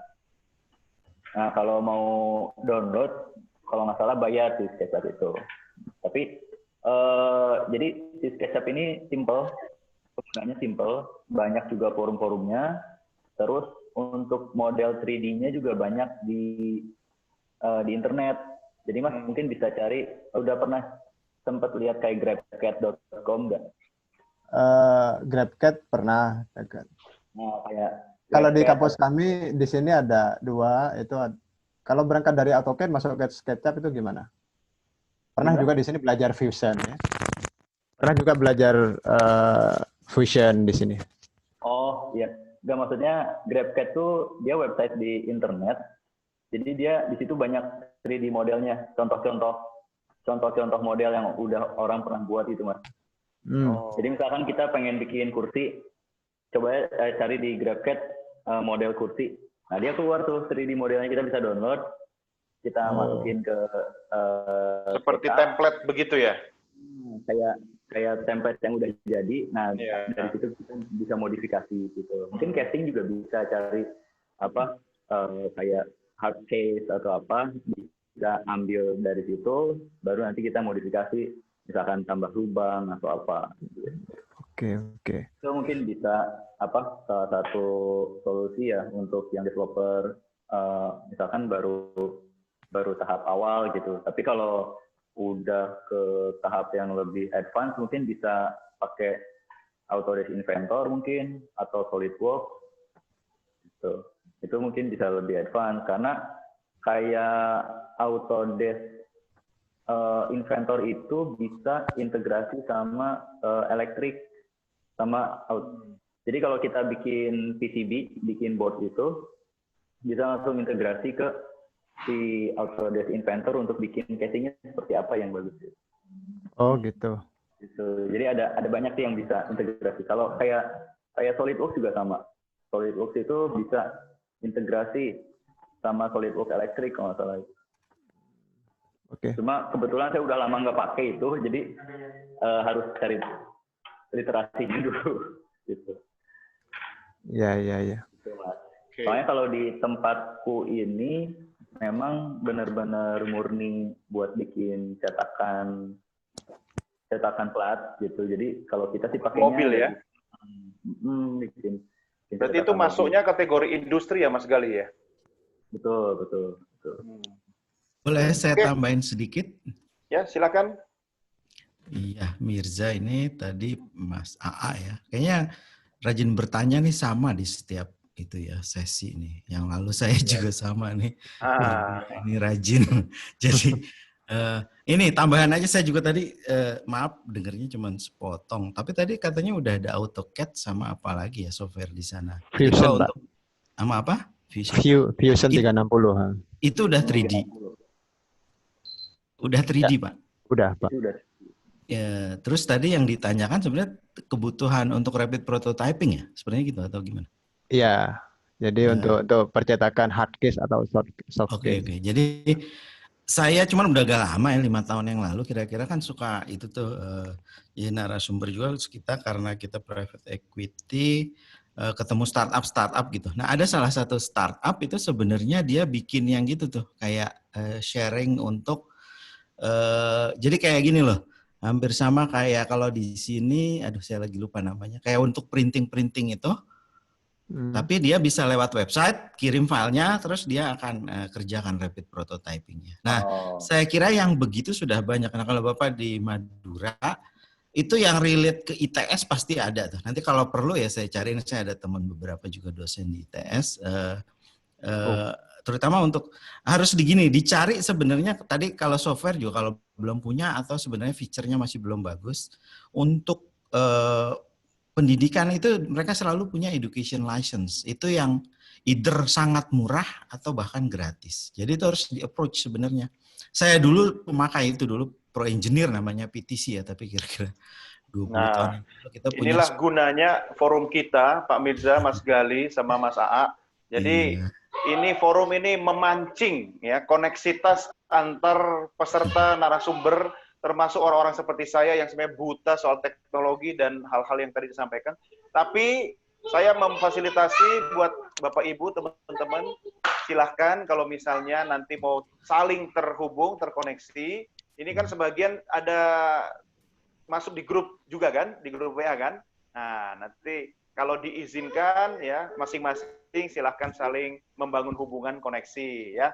Nah ini gunanya. Yang penting juga buat yang masih jomblo-jomblo di sini kalau mau cari jodoh ya silahkan. Tapi jangan mintain Mas Gali bikin robot jodoh ya. Itu di sana buat industri mobil gitu ya. Oke, baik. Saya hanya mengingatkan waktu saja sebelum saya masuk ke bagian terakhir. Apakah ada di antara Bapak Ibu yang masih ingin bertanya?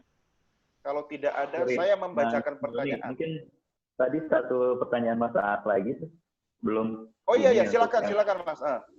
Jadi sebetulnya yang tadi kan antara 3D printing atau apa namanya sesuatu yang lebih rigid lagi ya. Betul. Jadi tadi terima kasih Pak Mirza udah diingetin. Jadi memang untuk case yang mechanical ini ada dua. Jadi antara rapid prototyping atau kita mau bikin mass pro. Oke. Yang lebih banyak. Nah, jadi lebih ke arah situ dulu. Kalau memang dari segi fungsional udah bagus, udah bisa oke, dan memang kebutuhan pasar yang cukup banyak, baru kita masuk ke arah yang mass production, lebih ke pembuatan cetakan, mungkin bisa jadi bikin cetakan plat besinya, terus bikin ke molding plastiknya. Cuma itu memang membutuhkan biaya yang sangat besar gitu. Jadi kalau untuk percobaan atau buat mencoba 1-2 unit aja, mungkin solusi yang tadi ditawarkan Pak Mirza sangat tepat. Kita cari orang-orang yang mungkin udah benar-benar pengalaman di bidang casing atau mechanical rapid prototyping, itu bisa jadi solusi. Iya, boleh saya tambahin bentar, Bung Doni. Mungkin tadi agak sedikit dipotong, takut saya terlalu... 1 menit Pak ya, 1 menit ya. Nggak, takut saya promosi. Enggak Pak. Jadi saya ini karena gini loh, ini karena pendidikan, mungkin udah tahu, Bu Juli udah tahu lama saya bantu dari dulu. Tapi durasinya Pak ya. Jadi maksud saya enggak, tadi informasinya jadi kepotong kan. Tapi ya it's fine lah, kalau udah cukup ya udah. Ya, menurut saya ada banyak yang bisa diperkaya sebenarnya tuh, karena dia punya niat, punya fasilitas. Jadi ada yang dia sebenarnya informasinya aja nggak tahu, itu dijemput informasinya sehingga dia bisa lebih berdaya guna. Rapid prototyping dari ITS aja, coba aja komunikasi dengan ITS, saya kira terbantu. Oke. Baik, terima kasih. Ya, terima kasih, tadi sudah dicatat ya Mas AA ya. Nanti bisa langsung terkoneksi. Kalau masih kurang puas juga, seluruh peserta yang ada di kegiatan kita hari ini ada kontaknya juga ya di grup WA. Saya sambil membacakan ya, ada beberapa komentar mungkin. Kalau untuk generasi muda yang anak SD SMP mempunyai passion ke robot, langkah-langkah konkret apa yang perlu didukung oleh orang tua? Nah, ini penting ini agar bisa mengikuti jejak Mas Galih. Ya, walaupun mungkin tidak spesifik ke soal mekatronik ya, Mas Galih ya. Apa yang bisa Mas Galih sampaikan biar anak-anak tersebut nanti tumbuh menjadi galih-galih berikutnya? Nah, kalau untuk generasi anak SD, SMP sebetulnya memang benar-benar generasi yang harus di-maintain gitu. Mungkin di sini bisa masuk ke tempatnya Bu Juli, Pak. Bu Juli betul itu. Itu robotic explorer ya. Jadi di situ disediakan fasilitas dari segi robotnya udah ada, terus cara rangkaian elektriknya seperti apa, terus yang paling penting adalah mindset atau pola berpikir untuk membuat program gitu. Program-program yang sederhana mungkin itu yang bisa membangkitkan atau memicu anak-anak itu, oh iya, kalau saya mau bikin robotnya maju dari A ke B itu harus ngapain sih? Nah, itu minimal ada pola pikiran seperti itu kebentuk dulu. Nanti lama-lama juga dia tertarik untuk melakukan hal yang lebih kompleks lagi gitu. Iya. Jadi dimulai dari hal yang simpel, betul. Yang penting diarahkan ya Mas ya. Jangan karena orang tuanya nggak paham, terus akhirnya nggak ngerti kan. Kalau memang orang tua nggak paham, serahkan kepada yang paham ya, kepada ahlinya ya. Ini juga kalau misalnya anak-anak kita mau belajar melahirkan teknologi smart home, kira-kira yang dari paling sederhana apa? Misalnya bisa mematikan menyalakan lampu secara otomatis, atau ada masukan nggak Mas Galih? Yang paling sederhana sebenarnya lampu. Lampu ya. Lampu. Sebenarnya kalau kita misalkan yang paling gampang tapi agak sedikit expert, kita bisa beli Arduino ya, modul Arduino itu.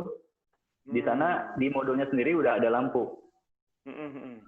Jadi misalkan kita mau nyalain lampu A sama B gantian, itu bisa. Jadi tanpa harus bikin komponen elektrik tambahan gitu. Kita tinggal ngeprogram si alat itu, terus bikin lampu berkedip bergantian. Atau kalau untuk anak-anak bisa juga, kalau nggak salah namanya Fitbit gitu. Itu programmingnya cukup sederhana, terus alatnya juga menarik. Jadi itu bisa memacu adrenalin ya, memacu pola pikir dalam melakukan programming gitu. Iya. Memacu rasa kepo juga ya, untuk ingin tahu lebih banyak ya. Yang pertama keponya dulu Pak. Iya betul. Daripada kepoin kepoin tetangga atau kepoin Instagram mantan gitu kan, ya mending kepoin teknologi ya Mas Galih ya. Betul Pak, betul. Iya, saya juga kemarin melihat anak-anak saya di rumah berusaha untuk merakit robot ya. ya walaupun beda usia, tetapi kena waktunya cukup panjang, tanpa saya sadari ternyata, ada yang sudah jadi semacam hewan atau mobil-mobilan, tapi dikasih mesin itu loh, yang kayak ada apanya, yang bisa bergerak di rodanya gitu kan. Nah, saya juga kaget gitu kan. Iya, ada dinamonya gitu kan. Oh, ternyata mereka cukup dengan membaca petunjuk yang sederhana. Nah, ini kan artinya proses transfer of knowledge itu harus juga dipahami oleh orang-orang seperti Mas Gali yang sudah transfer knowledge kita sekarang ini. Tapi banyak di luar sana, Mas Gali, tenaga pendidik, tenaga pengajar yang mungkin ya soal delivery-nya juga harus ditingkatkan lagi. Apa yang Mas Gali bisa sarankan kepada para pendidik atau pengajar biar transfer of knowledge itu prosesnya bisa lebih smooth? Karena ini soal teknologi, Mas. Iya, ini dia. Poinnya memang sebetulnya harus dari gebrakan kurikulumnya dulu. Gebrakan kurikulumnya itu sekolah yang memang benar-benar harus mendukung juga gitu, karena kan nggak mungkin dari awalnya pelajaran bahasa Indonesia jadi tiba-tiba ngomongin robot kan nggak gitu. Iya. Ada bel keluar dulu. Oh, sudah waktunya. Iya. Nggak apa-apa, Mas. Itu juga mengingatkan kita di sini bahwa sudah waktunya akan masuk ke bagian penutup. Oke, Mas Gali, sebentar. Sebelum kita akhiri ya, saya mau tanya. Ini gara-gara smart home kan, akhirnya banyak yang mengeluh karena semua serba mudah. Semua tinggal pencet, semua tinggal klik, semua tinggal tinggal voice comment gitu kan. Akhirnya berat badan naik semua karena kurang bergerak gitu kan. Tapi soal teknologi smart home ini apakah semua sudah didapatkan dari dalam negeri atau produksi dalam negeri atau masih banyak yang harus impor dari luar, Mas? Sebetulnya kalau untuk device-nya masih banyak dari luar sih, Pak. Cuma mungkin beberapa pabrikan luar itu udah ada yang membuat manufacturing-nya di dalam negeri. Mungkin misalkan ada di Batam, atau mungkin di Jabodetabek juga ada. Cuma tetap dari segi brandingnya masih lebih banyak yang luar. Tapi sebetulnya banyak brand-brand lokal juga yang udah mulai bermunculan sih. Kemarin saya sempat terus juga banyak banget gitu. Oke, ya mudah-mudahan dengan lahirnya anak-anak muda, generasi penerus ya, Mas Gali kan masih muda ya kan, nanti ada lagi yang lebih muda, bisa transfer knowledge, bisa menjadi mechatronic engineer yang berikutnya gitu kan, dan ini bisa membawa bangsa kita jauh lebih sukses masa depan. Mas Gali, terima kasih ya sudah meluangkan waktu ya, sampai ini waktunya kita sita sampai alarm sudah berbunyi. Terima kasih ya. Bapak Ibu, kita berikan tepuk tangan virtual kepada Mas Gali sama-sama. Terima kasih. Mudah-mudahan sehat selalu dan mudah-mudahan nanti kita bisa ketemu lagi di kesempatan yang akan datang ya. Terima kasih Mas Gali dan Bapak Ibu. Saya juga mengucapkan terima kasih atas partisipasi Bapak Ibu.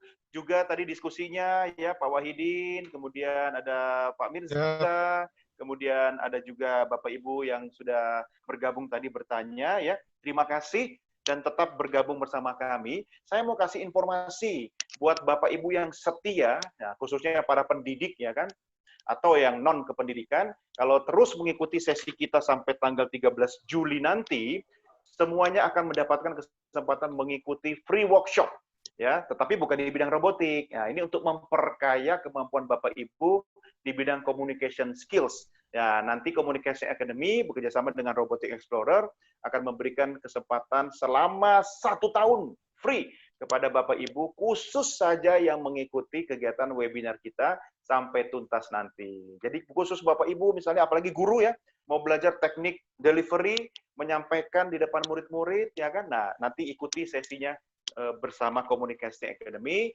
yang didukung oleh Robotic Explorer. Jadi Bapak Ibu bisa ikut webinar selama 1 tahun free. Wow, 1 tahun ya. Itu berapa puluh SKS itu ya. Oke. Baik, sebelum saya tutup, saya mau ingatkan jadwal kita berikutnya tanggal 1 yaitu di hari Rabu akan ada talk show ya. Nanti silakan siapkan semua pertanyaan untuk nanti disampaikan semua yang terkait dengan tema kita sejak awal tanggal 22 boleh. Ya, dan saya juga berharap Pak Wahidin ya nanti bisa ikut bergabung di talk show ya Pak Wahidin ya. Banyak hal-hal mungkin yang bisa ditanyakan oleh peserta, nanti bisa dielaborasi ke Pak Wahidin ya. Sayang sekali, Mas, tanggal 1 ya. Saya ada online talk show juga. Oh, Oh, waduh, Tempat keduluan. lain. Iya. Oke, Saya nggak miss apa-apa. sekali nih. Tapi saya sudah booking Pak Wahidin tanggal 3 ya, Pak ya. Iya, Nah, betul. tanggal Siap. 3 Pak Wahidin akan menyampaikan what is robotics, how to make a simple robot, ya kan? Betul, Oke, betul. terima kasih. Baik, Bapak Ibu sekalian, terima kasih. Kita akhiri sampai di sini pertemuan kita dalam webinar hari Foto ini. dulu, Pak. Foto. Sehat. Oh iya, foto dulu, saya lupa. Waduh, keasikan nih. Oke, semuanya coba gaya yang paling ganteng, paling keren ya. Nanti saya minta di ujung sana ada Mas Bernard untuk siap memfoto dan mendokumentasikan ya. Mas Bernard monitor ya. Inilah teknologi ya. Yang satu di ujung mana, yang satu di ujung mana, saya pun letaknya di mana, tadi Bu Juli di mana gitu kan, sekarang sudah berpindah tempat, tapi kita bisa terkoneksi dengan teknologi. Oke, siap semua. Ada beberapa screen ya. Yang pertama, 1, 2, 3. Tahan.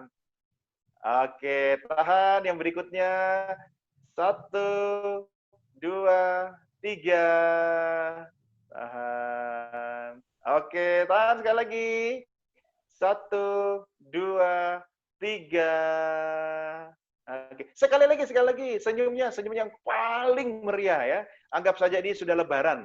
1, 2, 3. Wih, luar biasa. Giliran foto baru kelihatan wajah aslinya semua. Giliran tadi Mas Gali lagi sibuk presentasi tanya jawab. Waduh, dimatikan. Nggak apa-apa. Mas Gali, terima kasih. Sampai ketemu lagi. Bapak Ibu semua, terima kasih. Mari kita akhiri semua sama-sama sesi ini dengan mengucapkan terima kasih. Dan sampai ketemu lagi di kesempatan berikutnya. Saya Doni The Geyser. Assalamualaikum warahmatullahi wabarakatuh. Selamat sore dan sampai jumpa. Waalaikumsalam warahmatullahi wabarakatuh. Sampai Terima kasih. jumpa semua.